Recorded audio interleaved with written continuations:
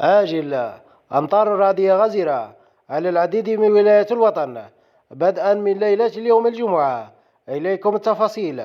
أعزائنا المشاهدين، قبل بداية الفيديو نرجو منكم الإعجاب بالفيديو والاشتراك بالقناة مع تفعيل جرس التنبيهات ليصلكم كل فيديو جديد على الفور، ولا تنسوا المشاهدة للأخير لمعرفة كل التفاصيل. إذا أعلنت مصالح الأرصاد الجوية من تساقط أمطار رعدية غزيرة على المناطق الداخلية وشمال الصحراء اليوم الجمعة.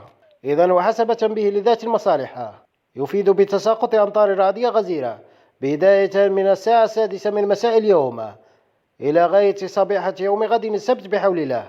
أما عن الولايات المعنية بتساقط الأمطار فقد ذكر تنبيه مصالح الأرصاد الجوية كل من الولايات التالية: الأغواط، برج بوعريريج، غرداية، المسيلة، تيارت، أم البواقي، تبسة، باتنا، تندوفة، سطيفة، الجلفة، خنشلة، بسكرة، سعيدة، بني عباس، البيض، النعامة وبشارة. فاللهم غيثا نافعا يا رب على كل ولايات الوطن.